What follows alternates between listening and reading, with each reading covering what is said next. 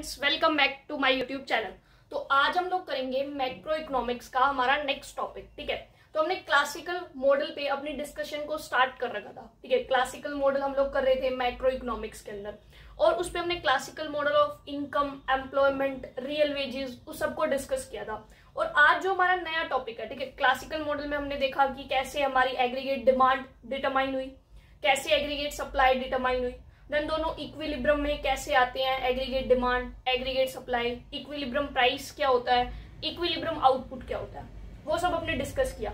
लेकिन एक जो इकोनॉमी होती है वो सिर्फ अपने आप तो नहीं चलती ना, मतलब फ्री फ्लो तो नहीं होता। गवर्नमेंट है, वहां पर गवर्नमेंट क्या करती है, इकोनॉमी के अंदर गवर्नमेंट क्या करती है, अलग अलग फिस्कल पॉलिसीज लेके आती है, अलग अलग मॉनेटरी पॉलिसीज लेके आती है।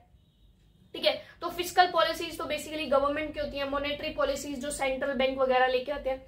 तो उसकी वजह से हमारे आउटपुट के ऊपर, हमारी वेजेस के ऊपर, हमारी कंट्री में एम्प्लॉयमेंट के ऊपर क्या फर्क पड़ता है, हम आज वो देखने वाले हैं। कि क्या देखेंगे आज हम, मॉनेटरी पॉलिसी का इम्पैक्ट तो हम नेक्स्ट वीडियो में करेंगे। आज हम करेंगे फिस्कल पॉलिसीज का इम्पैक्ट क्या होता है क्लासिकल मॉडल के अंदर। क्लासिकल मॉडल के अंदर जो हमने एम्प्लॉयमेंट, वेजेस को डिटरमाइन किया था, इक्विलिब्रियम को देखा था, तो जब गवर्नमेंट की फिस्कल पॉलिसीज आती हैं, अलग अलग पॉलिसीज आती हैं गवर्नमेंट की, तो उनकी वजह से हमारी उस क्लासिकल मॉडल में क्या चेंजेस आते हैं, क्या फर्क पड़ता है, एम्प्लॉयमेंट कैसे चेंज होती है, होती भी है, नहीं भी होती है। ठीक है, वो सब हम लोग आज देखने वाले हैं।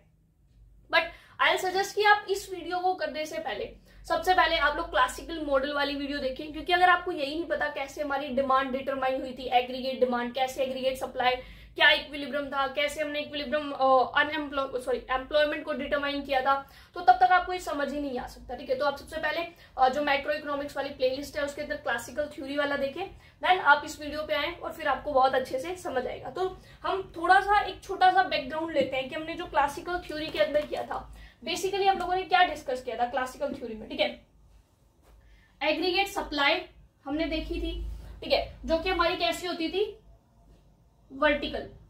ठीक है, एग्रीगेट सप्लाई कैसी थी, वर्टिकल। यहां पर हमारे प्राइस और यहां पर हमारी आउटपुट। तो एग्रीगेट सप्लाई कैसी थी, वर्टिकल, कि प्राइस में चाहे जितना मर्जी चेंज आ जाए हमारी आउटपुट सेम रहेगी।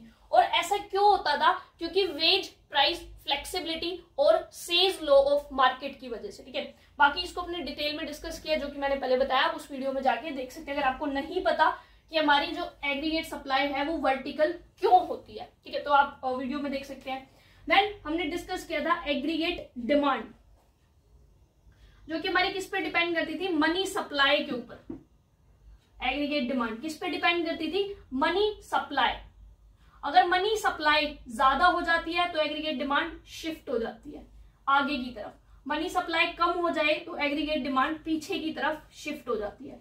तो एग्रीगेट डिमांड हमारी मनी सप्लाई के ऊपर डिपेंड करती थी। ठीक है, ये हम लोगों ने डिस्कस कर रखा है लास्ट वीडियो में। देन हम लोगों ने क्या देखा कि वेज प्राइस फ्लेक्सिबिलिटी है। ठीक है, और हमने क्या देखा था कि जो हमारा क्लासिकल मॉडल है उससे क्लासिकल डायकोटॉमी लेके चला, मतलब कि real variables and monetary variables are different. अगर रियल वेरिएबल्स में कोई चेंज हो रहा है तो उसकी वजह से मॉनेटरी वेरिएबल्स में कोई चेंज नहीं होगा। अगर मॉनेटरी वेरिएबल्स में चेंज हो रहा है तो रियल वेरिएबल्स में कोई चेंज नहीं होगा। इसका मतलब क्या था कि जैसे हमने वेजेस देखी, वेजेस अगर हम पैसे की फॉर्म में ले, मनी की फॉर्म में, तो दैट्स कॉल्ड मॉनेटरी वेजेस। लेकिन अगर उन्हीं वेजेस को अगर आप प्राइस से डिवाइड कर दे, मतलब हम उनको प्राइस जो अब करंट प्राइस चल रहा है उसको हटा दें, ठीक है, प्राइस को हटा के हम रियल फॉर्म में देखें, ठीक है, तो हमारे पास रियल वेजेस आती है। तो वो बोलते हैं कि रियल वेजेस कभी भी हमारी मॉनेटरी वेजेस पे कोई फर्क नहीं डालेंगी। अगर मॉनेटरी वेजेस में चेंज होता है तो हमारी रियल वेजेस में कोई चेंज नहीं होगा। ठीक है, तो मतलब उन्होंने कहा कि रियल वेरिएबल और मॉनेटरी वेरिएबल दोनों अलग अलग हैं। ठीक है, और ये भी हम लोगों ने डिस्कस किया था लास्ट वीडियो के अंदर। तो ये कुछ चीजें थी जो हमने डिस्कस की थी, ये मैंने इसलिए करी क्योंकि अभी हमें इनकी जरूरत पड़ने वाली है। देन हमने एक चीज और डिस्कस की थी, that was loanable fund theory. ठीक है, कि अगर इन्वेस्टमेंट बढ़ जाए, ठीक है, या फिर सेविंग में कोई चेंज आ जाए, डिमांड फॉर लोनेबल फंड बढ़ जाए, सप्लाई फॉर लोनेबल फंड बढ़ जाए, तो भी हमारा जो आउटपुट है वो चेंज नहीं होता, इक्विलिब्रियम आउटपुट चेंज नहीं होता। ठीक है, वो भी हम लोगों ने डिस्कस किया था। हमारी लास्ट वीडियो के अंदर, वो भी यहाँ पर हमारे लिए काम आने वाला है, ठीक है। तो वो भी आप देख सकते हैं लास्ट वीडियो के अंदर कि क्या थी लोनेबल फंड थ्योरी, सब कुछ ये मैंने पूरा के पूरा जो अभी तक आपको बताया पूरा के पूरा classical theory of income, employment and real wages वाली वीडियो के अंदर हमने डिस्कस कर रखा है। तो अब मेन टॉपिक पे आते हैं हम कि फिस्कल पॉलिसीज की इम्प्लीकेशंस क्या होती हैं क्लासिकल मॉडल के अंदर, ठीक है। तो फिस्कल पॉलिसी, अब देखो फिस्कल पॉलिसीज क्या होती है। सो फिस्कल पॉलिसीज हमारी वो पॉलिसीज होती हैं जो गवर्नमेंट एक्सपेंडिचर या गवर्नमेंट के टैक्स से रिलेट करती है, ठीक है। ये तो हम सबको पता है कि फिस्कल पॉलिसी क्या होती है, जो रिलेट करती है गवर्नमेंट के टैक्सेशन पॉलिसी से और गवर्नमेंट की एक्सपेंडिचर पॉलिसी से। सो फिस्कल पॉलिसी के अंदर हमारी दो तरह की पॉलिसीज आती है। एक तो हमारी आती है टैक्सेशन पॉलिसी, ये जो हम वीडियो कर रहे हैं जनरली जो यूपीएससी में इकोनॉमिक्स ऑप्शनल के लिए बुक फॉलो की जाती है रॉबर्ट टी फ्रेन, उस बुक को हम फॉलो कर रहे हैं, ठीक है। और एक होती है हमारी एक्सपेंडिचर पॉलिसी। तो गवर्नमेंट की जो फिस्कल पॉलिसीज होती है वो दो तरह की होती है, एक होती है टैक्सेशन और एक होती है एक्सपेंडिचर। भाई गवर्नमेंट के दो ही काम है, या तो खर्चा करेगी गवर्नमेंट या पैसा कमाएगी, हमसे टैक्स लेगी, ठीक है। तो गवर्नमेंट की दो तरह की फिस्कल पॉलिसी होती है, एक्सपेंडिचर और टैक्सेशन पॉलिसी। तो जब एक्सपेंडिचर पॉलिसी या टैक्सेशन पॉलिसी में कोई चेंज आता है तब हमारी इकोनॉमी पे मतलब अकॉर्डिंग टू क्लासिकल मॉडल हमारी आउटपुट में या फिर हमारी रियल वेजेस में कितना चेंज आता है हमें वो देखना है, ठीक है। तो अगर मैं बात करूं, सबसे पहले हम बात करते हैं गवर्नमेंट की एक्सपेंडिचर पॉलिसी की, ठीक है। गवर्नमेंट की हम क्या बात करेंगे सबसे पहले, एक्सपेंडिचर पॉलिसी। तो जो गवर्नमेंट की एक्सपेंडिचर पॉलिसी है, सपोज गवर्नमेंट ने क्या किया, अपना एक्सपेंडिचर इंक्रीज कर दिया, इंक्रीज इन गवर्नमेंट एक्सपेंडिचर, ठीक है। गवर्नमेंट के एक्सपेंडिचर में क्या हुआ, इंक्रीज हो गया।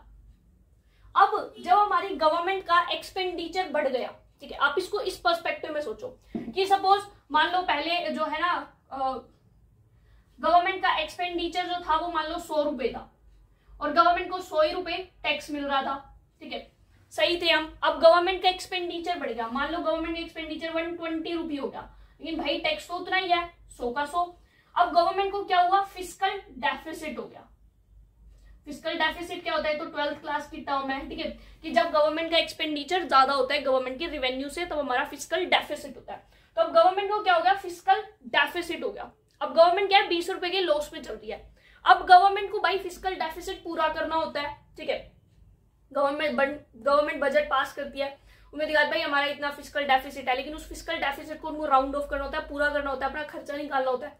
अब गवर्नमेंट क्या कर सकती है, ठीक है, गवर्नमेंट ने एक्सपेंडिचर पॉलिसी में क्या हुआ, गवर्नमेंट ने खर्चा बढ़ा दिया, एक्सपेंडिचर ज्यादा कर दिया। एक्सपेंडिचर ज्यादा करने की वजह से गवर्नमेंट फिस्कल डेफिसिट में चली गई। अब फिस्कल डेफिसिट को खत्म करना है, ठीक है, तो अब गवर्नमेंट क्या करेगी, क्या कर सकती है, एक तो आरबीआई भाई 20 रुपए और छाप दे, ठीक है। तो एक तो ऑप्शन है कि वो आरबीआई को बोले नोट प्रिंट करो, भाई जितना हमारा लॉस हुआ है उतने नोट प्रिंट और कर दो, काम बन गया, ठीक है। दूसरा भाई हमको लूटो, भाई टैक्स लगा दो लोगों पे, ठीक है। दूसरा ऑप्शन गवर्नमेंट पास ये है कि वो टैक्स लगा दे। और तीसरा ऑप्शन क्या होता है, जो गवर्नमेंट यूज करती है, बॉन्ड्स को पब्लिक में अपनी सिक्योरिटीज बेच देती है, ठीक है। वो क्या करती है, पब्लिक से पैसा डिमांड करती है थ्रू दी लोन्स, पब्लिक से लोन उठाती है, ठीक है। तो गवर्नमेंट जो है अपने एक्सपेंडिचर को पूरा करने के लिए गवर्नमेंट हैज 3 ऑप्शंस। क्या क्या ऑप्शंस है उसके पास, कि वो सबसे पहले एक तो ऑप्शन है उसके पास वो लोन इशू करे, इशू ऑफ लोन, ये कि गवर्नमेंट क्या करे, पब्लिक से लोन उठाए। दूसरा ऑप्शन सीधा सीधा आरबीआई को बोले भाई नई मनी प्रिंट कर और पैसे प्रिंट कर, ठीक है, कमी पड़ेगी पैसे की। तो दूसरा ऑप्शन क्या है कि पैसा प्रिंट करवाया जाए, प्रिंटिंग ऑफ न्यू करेंसी। और तीसरा ऑप्शन उसके पास क्या है कि वो टैक्सेस में चेंज लेके आए, तो हम जिसको बोलते हैं टैक्सेशन पॉलिसी, ठीक है। तो देखो टैक्सेशन पॉलिसी यहां भी आ गई और गवर्नमेंट की फिस्कल पॉलिसी में टैक्सेशन पॉलिसी आती है, तो हम तो सिर्फ एक ही बार टैक्सेशन पॉलिसी को डिस्कस कर लेंगे और हमारा टैक्सेशन पॉलिसी अलग से भी हो जाएगा और एक्सपेंडिचर के अंदर जो टैक्सेशन वाली बात हुई है वो भी क्लियर हो जाएगी, ठीक है। तो अब हमें बेसिकली इन 3 चीजों पर डिस्कस करनी है गवर्नमेंट की फिस्कल इम्प्लीकेशंस के अंदर।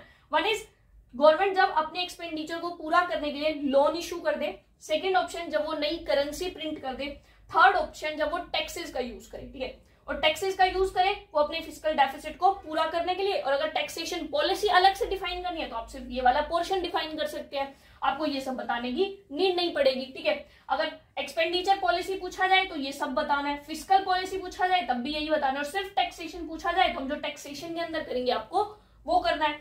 तो सबसे पहले हम बात करते हैं इश्यू ऑफ लोन। तो जब गवर्नमेंट अपने टैक्स को पूरा करने के लिए, मतलब सॉरी डेफिसिट को पूरा करने के लिए, जो वो गवर्नमेंट ने खर्चा ज्यादा कर दिया, उतनी इनकम नहीं हुई, 20 रुपए के घाटे में चल रही है, जब वो उस घाटे को पूरा करने के लिए, उस लॉस को पूरा करने के लिए, फिस्कल डेफिसिट को पूरा करने के लिए जब गवर्नमेंट पब्लिक से पैसा उठाएगी तब गवर्नमेंट क्या कर रही है, लोनेबल फंड की डिमांड कर रही है। तो गवर्नमेंट क्या कर रही है, लोन की डिमांड ही तो कर रही है।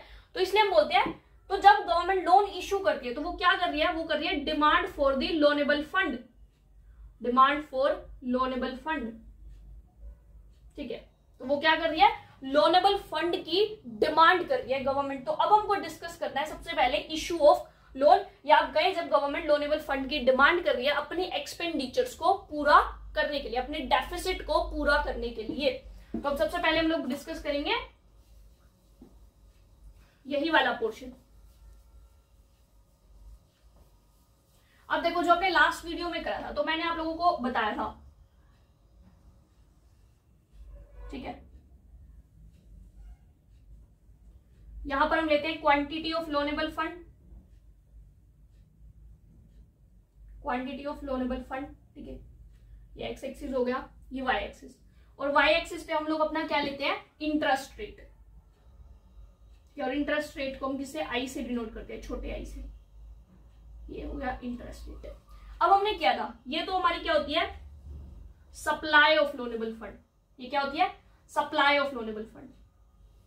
ये क्या होती है, डिमांड ऑफ लोनेबल फंड, ठीक है। और जो सप्लाई ऑफ लोनेबल फंड होती है उसको हम सेविंग भी बोलते हैं, और जो हमारी डिमांड ऑफ लोनेबल फंड होती है वो इन्वेस्टमेंट होती है, ठीक है। सप्लाई ऑफ लोनेबल फंड का मतलब क्या है, देखो, डिमांड फॉर लोनेबल फंड मतलब वो पैसे की डिमांड कर रहे हैं, वो डिमांड कर रहे हैं लोन की। अब वो जो लोन की डिमांड कर रहे हैं, वो उस लोन की डिमांड कर रहे हैं, मतलब उसको उनको पैसा मिल रहा है, वो पैसा क्या करेगा, देश में तो लगेगा, देश में इन्वेस्टमेंट ही तो होगी, तो इसलिए इन्वेस्टमेंट बढ़ जाती है, ठीक है। तो इसलिए हमारी जो डिमांड होती है लोनेबल फंड की वो एक्चुअल में क्या होती है, इन्वेस्टमेंट। जो सप्लाई ऑफ लोनेबल फंड होती है, यानी लोनेबल फंड की सप्लाई, डिमांड कर रही है गवर्नमेंट, पैसा चाहिए उसको, लोन मांग रही है, किससे मांग रही है, हमसे। सप्लाई कौन दे रहा है, हम दे रहे हैं। तो हम सप्लाई कर रहे हैं लोनेबल फंड की। अब हमारे पास पैसा पेड़ से तो नहीं आ रहा, हमने सेविंग ही कर रखी है अपनी, तभी तो सप्लाई कर रहे हैं हम लोग, ठीक है। तो इसलिए सप्लाई ऑफ लोनेबल फंड हमारी क्या होती है, सेविंग्स होती है, ठीक है। और ये तो आपको पता ही होगा कि अगर रेट ऑफ इंटरेस्ट ज्यादा है तो इन्वेस्टमेंट कम होगी, ठीक है। भाई पैसा महंगा मिल रहा है तो देश में पैसा लगेगा कम, ठीक है, तो इन्वेस्टमेंट कम करेंगे बिजनेसमैन। पैसा सस्ता मिल रहा है, ठीक है, आज गवर्नमेंट कहेगी भाई 20 लाख तक का लोन हम सिर्फ 0% इंटरेस्ट पे देंगे, तो फटाफट बिजनेसमैन ले लेंगे लोन, ठीक है। तो जब रेट ऑफ इंटरेस्ट कम होती है तो इन्वेस्टमेंट ज्यादा होती है, रेट ऑफ इंटरेस्ट ज्यादा होती है, इन्वेस्टमेंट कम होती है। तो इसलिए इन्वेस्टमेंट हमारी कैसी होती है, डाउनवर्ड स्लोपिंग। और जिसको हम बोल सकते हैं कि डिमांड फॉर लोनेबल फंड हमारी क्या होती है, डाउनवर्ड स्लोपिंग, ठीक है। और ये हमारी क्या है, सेविंग या फिर सप्लाई ऑफ लोनेबल फंड। ये हमारी क्या है, सप्लाई ऑफ लोनेबल फंड या फिर सेविंग्स। अब देखो, अगर हमको रेट ऑफ इंटरेस्ट ज्यादा मिल रहा है, हमको ज्यादा इंटरेस्ट मिल रहा है, तो हम क्या करेंगे, ज्यादा सेविंग करेंगे, है ना भाई। हमको ज्यादा इंटरेस्ट मिल रहा है, हम सोचेंगे ज्यादा सेविंग करके फटाफट लोन पे पैसा दे देते हैं, बहुत पैसा आएगा, इंटरेस्ट मिलेगी।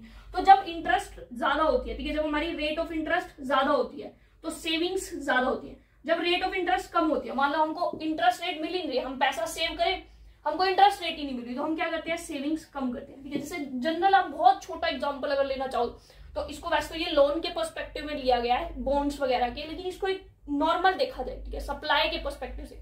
अगर सेविंग अकाउंट है, ठीक है, जैसे कि आजकल हमको 3 या 4% इंटरेस्ट मिलती है सेविंग अकाउंट पे, हम खुशी नहीं होते बैंक में पैसा रख के, भाई 3-4% मिल रही है, क्या करेंगे। और यही इंटरेस्ट अगर गवर्नमेंट 12-13% कर दे तो हमको ज्यादा इंटरेस्ट मिलेगा, हम पैसा रखेंगे बैंक में। तो सिंपल सी बात है, अगर हमको ज्यादा इंटरेस्ट मिलती है हम सेविंग्स ज्यादा करते हैं, अगर हमको इंटरेस्ट कम मिलती है हम सेविंग कम करते हैं, दैट्स इट, ठीक है। तो इसलिए हमारी जो इन्वेस्टमेंट है वो कैसी होती है, downward sloping, saving upward sloping.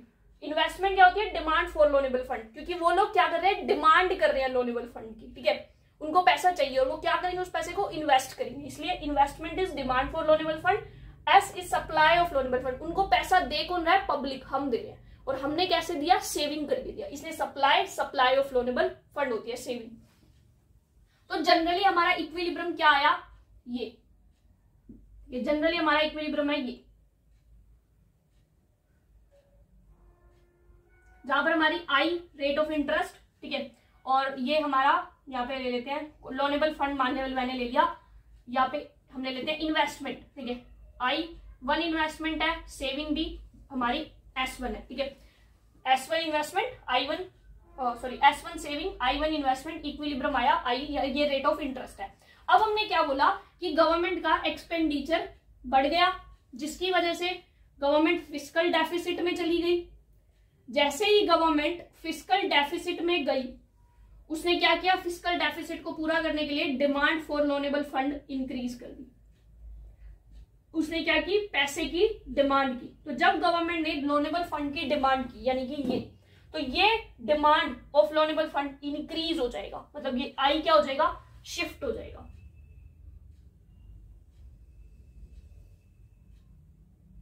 Parallel होगा ये, थोड़ा सा मेरा टेढ़ा गया, ठीक है।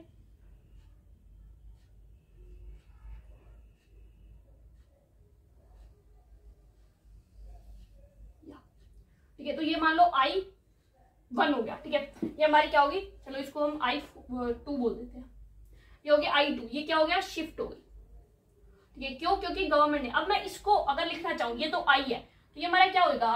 I प्लस G लिख सकती हूँ ना, क्योंकि G for government expenditure, T for tax, ठीक है। पहले दोनों क्या थे? सेम थे। अब गवर्नमेंट का एक्सपेंडिचर बढ़ा है, ठीक है, और जितना गवर्नमेंट का एक्सपेंडिचर बढ़ा है उतना ही डेफिसिट हुआ है, तो I plus G I can write, यानी जितनी पहले डिमांड थी लोनेबल फंड की, इन्वेस्टमेंट थी, प्लस गवर्नमेंट ने अब जितनी करी, तो I प्लस G हो गया, ठीक है। अब हमारा इक्विलिब्रियम आ गया यहां,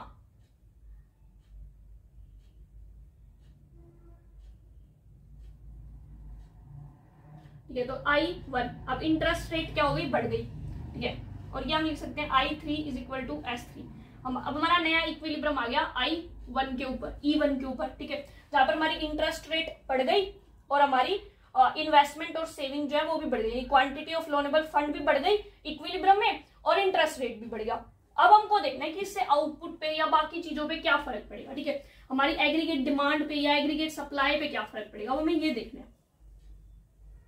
देखो, अगर अब आप ध्यान से देखें, तो जब हम इस पॉइंट पे थे इक्विलिब्रियम के, जस्ट हम, ठीक है, जब हम इस इक्विलिब्रियम के पॉइंट के ऊपर थे पहले वाले, और ये है अब वाला इक्विलिब्रियम, तो पहले वाले इक्विलिब्रियम के ऊपर हमारी कितनी, लाइक अगर हम कहें कि पहले वाले इक्विलिब्रियम पे हमारी इन्वेस्टमेंट कितनी थी और हमारी सेविंग कितनी थी, ठीक है, और जो अब वाला इक्विलिब्रियम है वहां पर अगर हम देखें कि हमारी इन्वेस्टमेंट कितनी है और हमारी सेविंग्स कितनी है, ठीक है। तो अगर देखो, एक लाइन आप यहां से ड्रॉ करो, ठीक है, इस लाइन को यहां पर मीट कर देते हैं हम लोग, ठीक है। तो जब हमारी इंटरेस्ट रेट आई थी, ठीक है, जब हमारी इंटरेस्ट रेट आई थी तब हमारी इन्वेस्टमेंट कितनी थी? इतनी, सेविंग कितनी थी? इतनी। जब हमारी इंटरेस्ट रेट I1 हो गई, जब हमारी इंटरेस्ट रेट I1 हो गई, तो हमारी इन्वेस्टमेंट जो है, इन्वेस्टमेंट कितनी हो गई? इन्वेस्टमेंट ये हो गई, ठीक है, और जब हमारी सेविंग कितनी हो गई? सेविंग इतनी हो गई, ठीक है। सो पहले हमारा क्या था? इन्वेस्टमेंट और सेविंग ये थे इस पॉइंट पे। जब हमारी इंटरेस्ट रेट I1 हो गई, जब हमारी इंटरेस्ट रेट I1 हो गई, तो इस I1 इंटरेस्ट रेट के ऊपर हमारी जो सेविंग है या जो इन्वेस्टमेंट है, इन्वेस्टमेंट क्या हो गई? कम हो गई, ठीक है। ये वाला पोर्शन देखो, पहले इन्वेस्टमेंट कितनी थी? ये पॉइंट था जहां पर हमारी इन्वेस्टमेंट सेविंग इक्वल थी, ये किस पे था? फर्स्ट वाले इंटरेस्ट रेट पे। जब हमारी इंटरेस्ट रेट बढ़ी, यानी ये इंटरेस्ट रेट बढ़ी, तो जब हमारी इंटरेस्ट रेट बढ़ी तो ये जो इन्वेस्टमेंट और सेविंग है, तो अब ये नई इंटरेस्ट के ऊपर हमारी इन्वेस्टमेंट कितनी है? ये, और नई इंटरेस्ट पे हमारी सेविंग कितनी है? ये, ठीक है, क्योंकि ये क्या है? सेविंग कर्व, ये क्या है? Investment curve. अब जो हमारा ओवरऑल चेंज आया इन्वेस्टमेंट में, वो तो आया इतना, चेंज इन इन्वेस्टमेंट कितना आया? ये, तो चेंज इन इन्वेस्टमेंट तो आया हमारा ये। अब ये जो इन्वेस्टमेंट में जो चेंज आया, ठीक है, ये जो हमारा इन्वेस्टमेंट में जो चेंज आया, ये तो किस वजह से आया इन्वेस्टमेंट में चेंज? क्योंकि गवर्नमेंट ने क्या किया? खर्चा बढ़ा दिया। गवर्नमेंट ने जैसे ही खर्चा बढ़ाया उतने से ही हमारी इन्वेस्टमेंट बढ़ गई। देश के अंदर तो बहुत सिंपल था, जैसे ही गवर्नमेंट ने क्या है? खर्चा बढ़ाया, गवर्नमेंट का डेफिसिट हुआ, गवर्नमेंट ने डिमांड करी लोनेबल फंड की, demand for the loanable fund क्या होता है, इन्वेस्टमेंट होता है। तो गवर्नमेंट की वजह से हमारी इन्वेस्टमेंट इतनी बढ़ गई, लेकिन जैसे ही ये इन्वेस्टमेंट बढ़ी, जैसे ही ये इन्वेस्टमेंट बढ़ी, इस इन्वेस्टमेंट के बढ़ने की वजह से रेट ऑफ इंटरेस्ट बढ़ गया। इस इन्वेस्टमेंट के बढ़ने की वजह से तो गवर्नमेंट की demand for loanable fund increase होने की वजह से, due to increase in demand for loanable fund, due to increase in demand for loanable fund, investment increases, हमारी इन्वेस्टमेंट क्या हुई, बढ़ गई। और इन्वेस्टमेंट बढ़ने की वजह से हमारा क्या हुआ, न्यू इक्विलिब्रियम आया। और न्यू इक्विलिब्रियम हमारा क्या आया, जहां पर हमारी इंटरेस्ट रेट बढ़ गई, इंटरेस्ट रेट क्या हुई, बढ़ गई। तो अब ये तो क्या था, गवर्नमेंट की वजह से जो इन्वेस्टमेंट में चेंज आया। अब इस गवर्नमेंट की वजह से जो इन्वेस्टमेंट में चेंज आया, उसकी वजह से दो काम हुए। क्या काम हुए, इंटरेस्ट रेट बढ़ गई। और जैसे ही इंटरेस्ट रेट बढ़ी, नई इंटरेस्ट के ऊपर हमारी जो इंटरेस्ट इंड्यूस्ड इन्वेस्टमेंट थी वो कम हो गई। यानी पहले हमारी इन्वेस्टमेंट कितनी थी, इतनी थी। अब इंटरेस्ट बढ़ने की वजह से हमारी जो इन्वेस्टमेंट है वो डाउन हो गई, कितनी आ गई, इतनी आ गई। यानी पहले इतनी थी, अब इतनी हो गई। तो ये वाला पोर्शन, इसको मैं नाम दे दूं ए, ठीक है, यहां से यहां तक। तो हमारी ए जो है वो क्या हो गई, डिक्रीज हो गई। ये देखो, ये तो इन्वेस्टमेंट है जो गवर्नमेंट ने डिमांड करी, गवर्नमेंट ने पैसा लिया मार्केट से, उसकी वजह से इन्वेस्टमेंट बढ़ी। और ये है गवर्नमेंट ने जब पैसा लिया उसकी वजह से इंटरेस्ट रेट बढ़ी, और इंटरेस्ट रेट बढ़ने की वजह से इन्वेस्टमेंट डाउन गई। तो इसको बोलते हैं इंटरेस्ट इंड्यूस्ड इन्वेस्टमेंट, ठीक है। तो वैसे इन्वेस्टमेंट इंक्रीज हुई, लेकिन इन्वेस्टमेंट बढ़ने की वजह से इंटरेस्ट इंड्यूस्ड इन्वेस्टमेंट हमारी कम हो गई। प्लस ये जो सेविंग्स थी, सेविंग पहले कितनी थी, इतनी थी, अब सेविंग इतनी थी। अब हमारी जो सेविंग है वो सेविंग कर्व देखो, ये रही। नए इक्विलिब्रियम पे सेविंग कितनी है, इतनी। तो नए इक्विलिब्रियम में हमारी सेविंग क्या हो गई, बढ़ गई। तो ये वाला जो पोर्शन है ये क्या हुआ, सेविंग का इंक्रीज होना, इसको मैंने नाम दे दिया बी। तो बी क्या हुआ, इंक्रीज। ए हमारा क्या था, इन्वेस्टमेंट, बी हमारी क्या थी, सेविंग, ठीक है, बहुत सिंपल है। सो ए इन्वेस्टमेंट थी, बी हमारी सेविंग थी, ठीक है। इन्वेस्टमेंट हमारी क्या हुई थी, बड़ी थी, जो कि गवर्नमेंट ने पैसा जब मार्केट से उठाया तो इन्वेस्टमेंट बड़ी थी, जिसकी वजह से ए हमारी क्या हुई थी, डिक्रीज हुई थी, ठीक है। ए हमारी बेसिकली क्या हुई थी, डिक्रीज हुई थी, ठीक है। तो जिसकी वजह से हमारी ए डिक्रीज हुई। अब ये जो ए हमारी हमको यहाँ पे दिख रही है, ये ए जब डिक्रीज हुई यानी कि इन्वेस्टमेंट क्या होगी, कम। सो इन्वेस्टमेंट क्या होगी, कम, प्लस बी इंक्रीज यानी सेविंग इंक्रीज। अब जो सेविंग है और एक होता है हमारा भाई साहब कंजप्शन। तो अगर सेविंग बढ़ रही है तो इसका मतलब कंजप्शन कम हो रहा है। देखो भाई, पैसे हमारे पास 100 रुपए हैं, अगर हम 100 में से सेव कर रहे हैं, 100 में से 20 रुपए सेव कर रहे हैं, तो 80 रुपए कंज्यूम कर रहे हैं। अगर मेरी सेविंग बढ़ जाए, मैं 40 रुपीज सेव करूं, तो मेरा कंजप्शन अब कितना होगा, 40 से कम। यानी मैं 40 रुपी क्या करूंगी, ठीक है, 40 रुपी अगर मैं सेव करूं तो मेरा ये जितने से ये बढ़ी है, यानी 20 से बढ़ी है, ये उतने से हमारा क्या हो जाएगा, कम हो जाएगा, ठीक है। सो भी हमारा क्या हो जाएगा, 60 हो जाएगा। तो सेविंग और कंजप्शन उल्टे होते हैं, ठीक है। तो जितनी हमारी सेविंग बढ़ी है मतलब उतना ही हमारा कंजप्शन कम हुआ है। सो कंजप्शन हमारा क्या हुआ, कम। तो इधर से तो हमारी इन्वेस्टमेंट बढ़ी थी, मतलब गवर्नमेंट ने पैसा उठाया तो इन्वेस्टमेंट बढ़ी, लेकिन इन्वेस्टमेंट बढ़ने से रेट ऑफ इंटरेस्ट चेंज हुई, और रेट ऑफ इंटरेस्ट चेंज होने की वजह से दो काम हुए। एक तो इंटरेस्ट इंड्यूस इन्वेस्टमेंट कम हो गई, दूसरा सेविंग बढ़ गई। सेविंग बढ़ना मतलब कंजप्शन का कम होना। अब बैलेंस क्या हो गया, इक्वल। मतलब ये क्या शो करता है कि अंडर क्लासिकल मॉडल के अंदर अगर इन्वेस्टमेंट बढ़ती है यानी डिमांड फॉर लोनेबल फंड बढ़ता है या सप्लाई फॉर लोनेबल फंड बढ़ती है, तब हमारा जो इक्विलिब्रियम लेवल ऑफ डिमांड होती है या इक्विलिब्रियम लेवल ऑफ आउटपुट होता है उसमें कोई चेंज नहीं आता, ठीक है। अंडर क्लासिकल मॉडल देखो कीन्स के अकॉर्डिंग चेंज आएगा, लेकिन क्लासिकल मॉडल के अंदर क्या किया गया कि चाहे देश में इन्वेस्टमेंट बढ़े, चाहे देश में सेविंग बढ़े, चाहे गवर्नमेंट कोई भी फिस्कल पॉलिसी उठा के ले आए, हमारी इक्विलिब्रियम आउटपुट या इक्विलिब्रियम डिमांड में there will be no change, ठीक है। तो वही उन्होंने शो किया कि एक तरफ तो हमने कहा कि इन्वेस्टमेंट बढ़ गई, मान लो 100 रुपए से बढ़ गई, लेकिन उतना ही जितनी इन्वेस्टमेंट बढ़ी उतना ही तो इंटरेस्ट इंड्यूस्ड इन्वेस्टमेंट चेंज हुई, उतनी सेविंग, और अपोजिट डायरेक्शन में, यानी ये बढ़ी थी तो ये दोनों क्या हो गई, उतने से ही कम हो गई, 100 रुपीज से कम। तो ओवरऑल हमारे एग्रीगेट डिमांड में, हमारी आउटपुट में देयर इज नो चेंज। जितने से बढ़ी थी उतने से ही वापस कम हो गई इंटरेस्ट के बढ़ने की वजह से। तो क्लासिकल मॉडल के अंदर, आई नो थोड़ा सा कॉम्प्लिकेटेड था, लेकिन आप दोबारा देखेंगे तो आपको अच्छे से समझ आ जाएगा।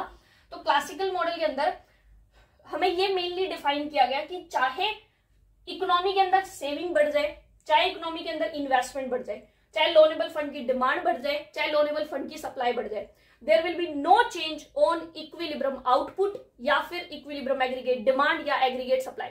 किसी भी चीज पे कोई चेंज नहीं आएगा, क्योंकि जितने से भी इन्वेस्टमेंट सेविंग कुछ भी बढ़ेगा घटेगा उतने से ही वो वापस से बैलेंस हो जाएगा। तो ये हमको इस एग्जाम्पल के थ्रू पूरा डिफाइन किया गया, ठीक है, कि जितने से हमारी इन्वेस्टमेंट बढ़ी थी, ठीक है, जैसे ही गवर्नमेंट ने जो है पैसा मार्केट से उठाया, इतना पैसा गवर्नमेंट मार्केट से उठाया उतनी ही हमारी इन्वेस्टमेंट बढ़ी थी, जितना मार्केट से गवर्नमेंट ने पैसे की डिमांड की।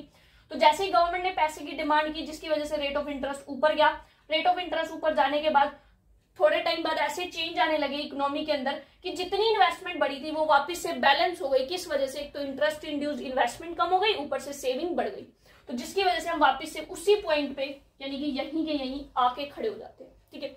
सो ये था हमारा बेसिकली फिस्कल पॉलिसी इम्प्लीकेशन जब गवर्नमेंट इशू कर देती है लोन, ठीक है। अब हमारा सेकंड आता है जब गवर्नमेंट पैसा प्रिंट कर देती है, ठीक है। अब हम उसको देखते हैं।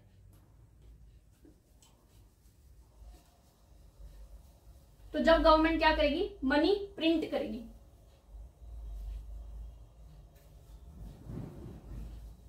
गवर्नमेंट क्या है? लॉस में चल रही है, तो गवर्नमेंट ने आरबीआई को बोला कि भाई मनी प्रिंट करो, और उन्होंने क्या किया? मनी प्रिंट कर दी। तो अब हम करेंगे प्रिंटिंग ऑफ मनी।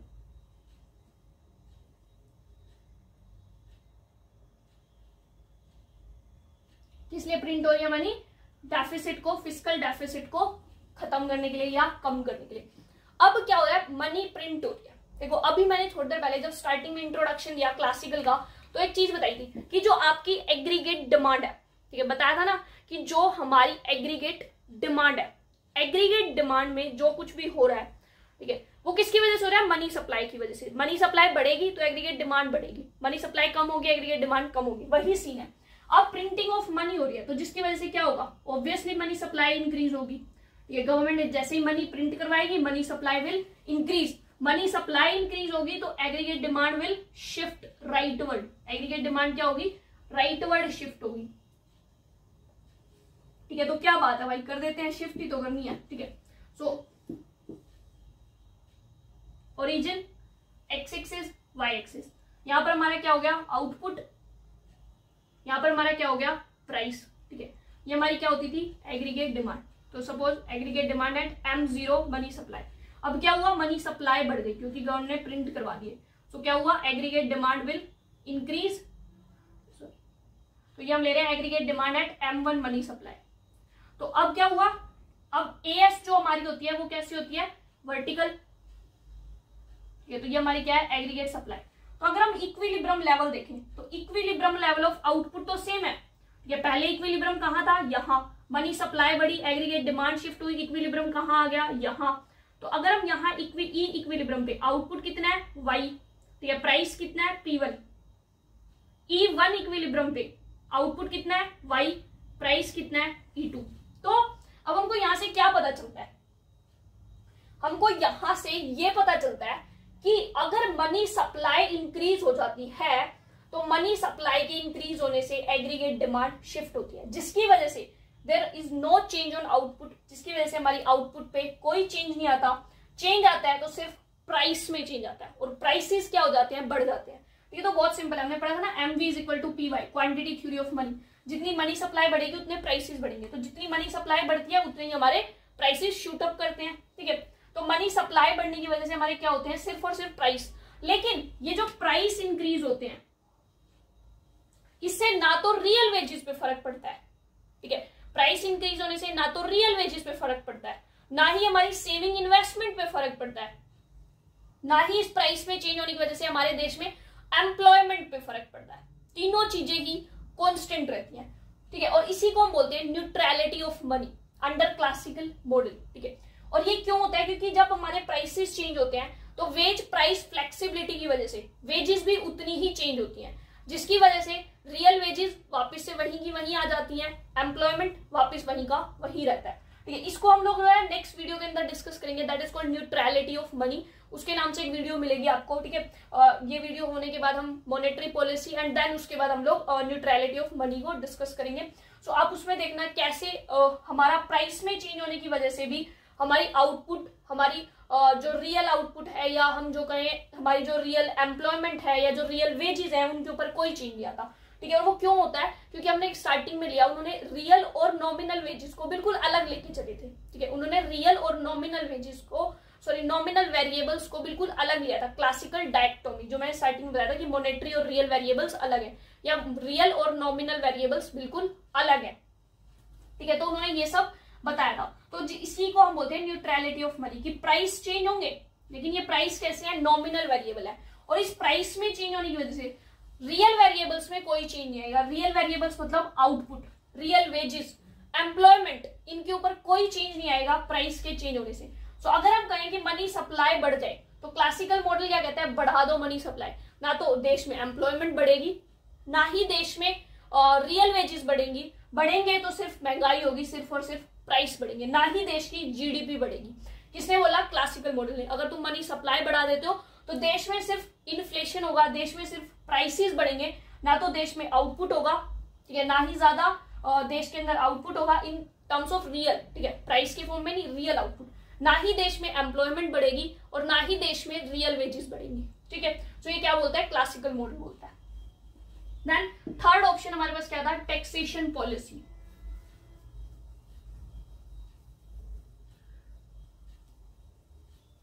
तो अब हम डिस्कस करेंगे हमारी टैक्सेशन पॉलिसीज को।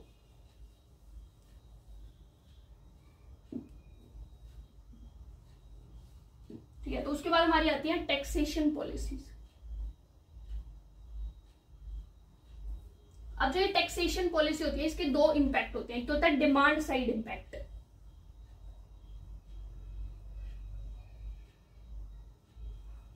और दूसरा होता है सप्लाई साइड इंपैक्ट।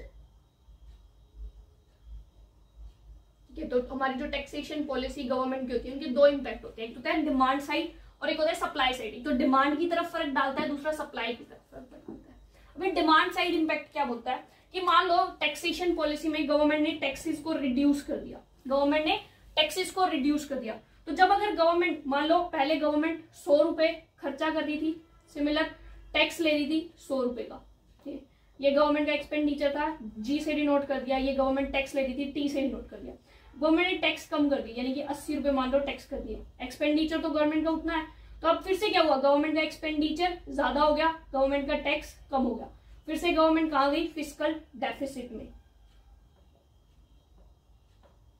तो अगर गवर्नमेंट टैक्स कम कर दे तो गवर्नमेंट कहां चली जाती है, फिस्कल डेफिसिट के अंदर चली जाती है, और फिर उस फिस्कल डेफिसिट को पूरा करने के लिए गवर्नमेंट क्या करती है, फिर से वो या तो लोन इशू करेगी, ठीक है, डिमांड फॉर लोनेबल फंड, या वो मनी प्रिंट करेगी, प्रिंटिंग ऑफ मनी। तो ये तो हो गए हमारे डिमांड साइड इंपैक्ट। अगर आपको अब आप टैक्सेशन पॉलिसी अलग से आपको क्वेश्चन में आ जाता है तो आपको डिफाइन करना कि टैक्सेशन पॉलिसी के दो इंपैक्ट होते हैं, डिमांड साइड, दूसरा सप्लाई साइड। डिमांड साइड में क्या होता है, गवर्नमेंट की अगर टैक्स कम कर दे तो फिस्कल डेफिसिट बढ़ जाता है, फिस्कल डेफिसिट बढ़ने की वजह से गवर्नमेंट के पास अब दो ऑप्शन है फिस्कल डेफिसिट को पूरा करने के लिए, या तो वो लोनेबल फंड की डिमांड करे, या दूसरा वो नई मनी प्रिंट करे। लोनेबल फंड की डिमांड वही आईएस वाला डायग्राम जो पहले किया, सेम डायग्राम हो जाएगा, सेम एक्सप्लेनेशन हो जाएगी। देन प्रिंटिंग ऑफ मनी, अगर गवर्नमेंट नए मनी प्रिंट कर देती है तो सेम एक्सप्लेनेशन जो भी अभी हमने जस्ट पीछे की, मनी सप्लाई बढ़ेगी जिसकी वजह से एग्रीगेट डिमांड बढ़ेगी, एग्रीगेट डिमांड शिफ्ट होगी, कोई चेंज नहीं आएगा रियल वेरिएबल्स में, सिर्फ और सिर्फ प्राइस बढ़ेंगे, यानी सिर्फ महंगाई होगी, रियलिटी में ना आउटपुट बढ़ेगी, ना एम्प्लॉयमेंट बढ़ेगा, ना ही देश के अंदर हमारी रियल वेजेस बढ़ेंगी। तो ये सब हमको डिफाइन करता है डिमांड साइड इंपैक्ट में। हम ये दोबारा तो नहीं करने वाले, हमने कर लिया, ठीक है, सेम चीज है दोनों। अब मेन आता है हमारा supply side impact. Supply side impact basically क्या होता है, देखो सप्लाई साइड इंपैक्ट में हम क्या देखते हैं, हम यहां पर जो देख रहे थे ना, इसको हम बोलते हैं लंप सम टैक्स। नहीं, जब गवर्नमेंट ने बोला पूरी जनता के ऊपर 500 रुपए टैक्स लगा दिया जाए, ठीक है, that is called lump sum tax, ठीक है। जैसे कि अब अगर हम इनडायरेक्ट टैक्स की बात करें, जैसे कि जीएसटी वगैरह होगा, ठीक है, अब पानी की बोतल है, भाई अमीर खरीदे वो भी उतना ही टैक्स दे रहा है, हम खरीद रहे हैं हम भी उतना ही टैक्स दे रहे हैं, सो वो हमारा कैसा होगा, इनडायरेक्ट टैक्स, काइंड ऑफ हम उसको लमसम टैक्स ले सकते हैं, ठीक है। जब गवर्नमेंट ने बोला भाई इतने रुपए टैक्स लगेगा, चाहे अमीर ले चाहे गरीब ले, सो वो उसमें तो हमारे ये सब होगा, ठीक है। लेकिन अगर गवर्नमेंट ने इनकम टैक्स की बात की, कि जब इनकम टैक्स की हम बात करेंगे तब हमारा सप्लाई साइड इंपैक्ट होगा टैक्सेशन पॉलिसी में। जैसे कि अब इनकम टैक्स है तो वो अमीर लोगों पे ज्यादा लगता है भाई, गरीब पे कम लगता है, ठीक है। तो अब जब हम इनकम टैक्स की बात करते हैं, जिसको हम क्या बोलते हैं, जैसे हमारा लंप सम टैक्स होता है, इसको हम बोलते हैं मार्जिनल टैक्स,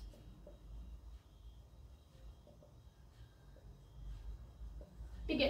सो या फिर हम इनकम टैक्स, इसके अंदर मेन एग्जांपल ले सकते हैं। तो जब भी हमारा चेंज होता है हमारी टैक्स के अंदर, इनकम टैक्स के अंदर, तब उसका सप्लाई साइड इंपैक्ट होता है।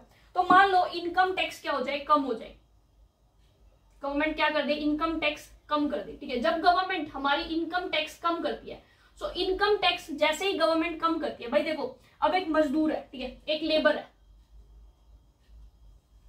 ठीक है। अब गवर्नमेंट ने क्या किया, इनकम टैक्स कम कर दिया। अब आप खुद सोचो, एक आप हो कि आप कहीं काम करने जाते हो, ठीक है, आप कुछ कमा के लाते हो, आपका कुछ पोर्शन तो टैक्स में चला जाता है, ठीक है। गवर्नमेंट बोलते हैं कि भाई हमने 1 साल के लिए इनकम टैक्स जो है 0 कर दिया, या हमने इनकम टैक्स बहुत कम कर दिया। तो आप क्या सोचोगे, गवर्नमेंट को टैक्स तो देना नहीं है, ज्यादा काम करते हैं, ज्यादा कमाते हैं, टैक्स वैक्स देना नहीं, सारा पैसा अपना, ठीक है। तो जब भी इनकम टैक्स कम करती है गवर्नमेंट, तो क्या होता है कि जो लेबर है वो ज्यादा काम करने लगती है। तो जब भी इनकम टैक्स कम होता है, लेबर क्या होने लगती है, ज्यादा काम करने लगती है, क्योंकि उनको पता है इनकम टैक्स कम हो गया, गवर्नमेंट को पैसा देना नहीं, जो होगा अपना कमाएंगे, अपना बचेगा, ठीक है, गवर्नमेंट को नहीं देना। तो ज्यादा लोग काम करना चाहेंगे, वो सोचेंगे टैक्स तो देना नहीं है, जितना कमाएंगे सब अपना, ठीक है। तो वो क्या करेंगे, लोग ज्यादा काम करेंगे। तो अगर इनकम टैक्स कम हो जाता है हमारी इकोनॉमी के अंदर, तो उसकी वजह से हमारी क्या होती है, लेबर की सप्लाई बढ़ जाती है, लेबर की सप्लाई इंक्रीज होती है। तो लेबर की सप्लाई हमारी क्या हो जाएगी, इंक्रीज हो जाएगी, ठीक है। अब हम इसका देखेंगे हमारा बेसिकली डायग्राम, ठीक है। तो कैसे काम करेगा सप्लाई साइड इंपैक्ट,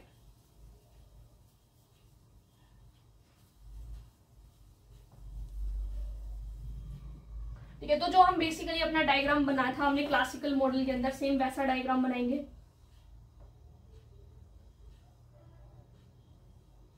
ठीक है। यहां पर हम लेंगे वेजेस को लेंगे origin, X axis Y axis, यहां पर हम लेंगे एन यानी कि एम्प्लॉयमेंट, ठीक है। तो ये हमारी क्या होती है, ठीक है, जो हमारी डिमांड होती है लेबर की, ठीक है, इसको हम डिनोट कर देते हैं एन डी, और ये हमारी क्या होती है, सप्लाई ऑफ लेबर, जिसको हम डिनोट करते हैं एन एस। अब बेसिकली और हमारा ये क्या होता है, आउटपुट, नीचे हम आउटपुट को डिफाइन करते हैं, ठीक है। प्रोडक्शन फंक्शन बेसिकली बनाते हैं आउटपुट देखने के लिए। तो ये हमारा हो गया प्रोडक्शन फंक्शन, ठीक है, ये हमारा क्या हो गया, production function, y is equal to function of K N, ठीक है, N for labour, K for capital, capital constant क्योंकि हम शॉर्ट टर्म की बात कर रहे हैं। ये होता है प्रोडक्शन फंक्शन। तो यहां पर हम लोग क्या लेते हैं,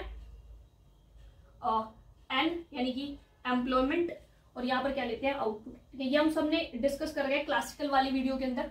तो अब बेसिकली नॉर्मली एन यानी कि हमारा क्या हो गया, पॉइंट ऑफ इक्विलिब्रियम, जहां पर हमारी एम्प्लॉयमेंट डिसाइड हुई एनएफ यानी कि फुल एम्प्लॉयमेंट पे, ठीक है।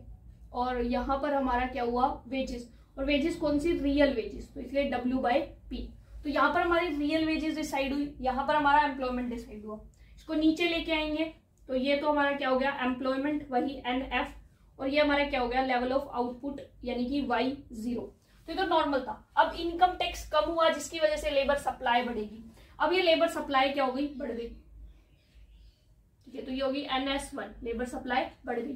तो जैसे ही लेबर सप्लाई बढ़ेगी नया इक्विलिब्रियम शिफ्ट हो जाएगा, नया इक्विलिब्रियम E1 पर, जहां पर हमारी एम्प्लॉयमेंट क्या हो गई, NF1 हो गई, ठीक है। और हमारा जो रियल वेजेस है वो डिक्लाइन कर गई, रियल वेजेस कम हो गई, एम्प्लॉयमेंट बढ़ गई, ठीक है। और आउटपुट हमारा क्या हो गया, इंक्रीज हो गया, ठीक है। इसको थोड़ा सा ऊपर ले लो, तो आउटपुट क्या हो गया, इंक्रीज यानी Y1।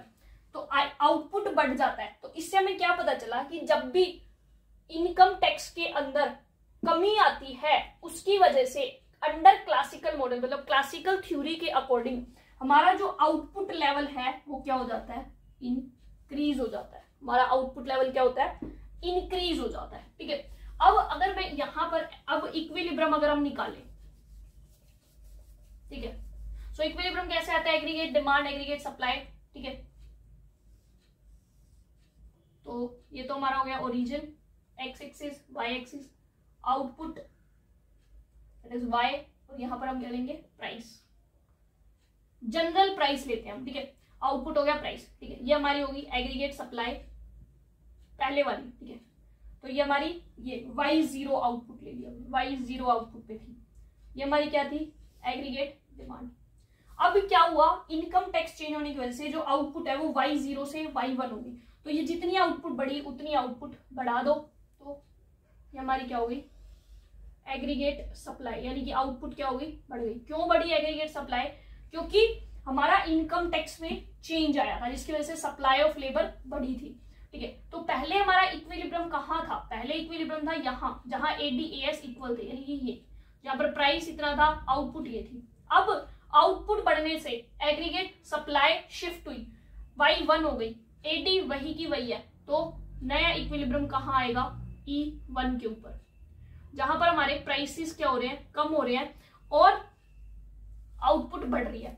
तो इससे पता चलता है कि क्लासिकल मॉडल में अगर टैक्सेशन पॉलिसी इनकम टैक्स वाली यूज की जाए तो उसकी वजह से हमारी आउटपुट के ऊपर चेंज आता है। अगर इनकम टैक्स कम होता है तो आउटपुट बढ़ती है। ठीक है, और अगर इनकम टैक्स बढ़ जाएगा तो ऑब्वियसली अपोजिट हो जाएगा। ठीक है, तो जब इनकम टैक्स कम होता है तो आउटपुट बढ़ती है और रियल वेजेस डाउन होती है। ठीक है, तो ये हमारा होता है क्लासिकल थ्योरी के अकॉर्डिंग जब there is change in income tax. ठीक है, तो हमने देखा कि गवर्नमेंट पॉलिसीज कैसे इंपैक्ट करती हैं। ठीक है, तो अभी तक हमने देखो, अगर हम इन शॉर्ट में डिस्कस करें तो लोन, जब गवर्नमेंट लोन लेती है तब हमारे देश में कोई चेंज नहीं आता। ठीक है, रियल वेरिएबल्स के ऊपर, ना ही आउटपुट पे, ना ही एम्प्लॉयमेंट पे, ना ही वेजेस, रियल वेजेस पे। जब गवर्नमेंट ने मनी प्रिंट करी तब भी सिर्फ महंगाई होगी, उसके अलावा कोई चेंज नहीं आएगा। इसीलिए हम कहते हैं कि हमारे देश में भाई इतने पैसों की कमी है, हम पैसे क्यों नहीं प्रिंट कर देते। अब समझो पैसे क्यों नहीं प्रिंट करते, क्योंकि चेंज कुछ नहीं होगा, ना आउटपुट ना एम्प्लॉयमेंट, सिर्फ और सिर्फ क्या होगा, महंगाई बढ़ जाएगी और मार पड़ जाएगी। ठीक है, इसलिए हम कभी भी मनी सप्लाई प्रिंट नहीं करता कोई भी देश ज्यादा से ज्यादा। ठीक है, देन अगर थर्ड ऑप्शन उसने चूज किया गवर्नमेंट ने, दैट इज टैक्सेशन पॉलिसी, जिसमें उसने अपने इनकम टैक्स वाला सिस्टम यूज किया। तो अगर गवर्नमेंट इनकम टैक्स, इसलिए आपने देखा होगा कि जो बीजेपी गवर्नमेंट है इसने जनरली इनकम टैक्स के स्लॉट्स वगैरह वो काफी कम कर दिया। ठीक है, इनकम टैक्स काफी कम कर दिया। रीजन क्या है कि अगर इनकम टैक्स कम होता है तो देश में आउटपुट भी बढ़ती है according to classical theory, plus देश में रियल वेजेस पर डाउन चली जाती है। ठीक है, तो ये था हमारा क्लासिकल थ्योरी के अंदर फिस्कल पॉलिसी की इम्प्लीकेशन। नेक्स्ट वीडियो में हम लोग करेंगे मॉनेटरी पॉलिसी की implication. So thank you so much for watching my video. Please like share and subscribe the channel, and ज्यादा से ज्यादा फ्रेंड्स को शेयर करो ताकि हमारा चैनल ग्रो कर सके। ठीक है, 1 साल होने वाला है हमारे चैनल को और मोनेटाइजेशन की तरफ जा सके। ठीक है, so thank you so much. बाकी मिलते हैं नेक्स्ट वीडियो के अंदर। Till then bye bye.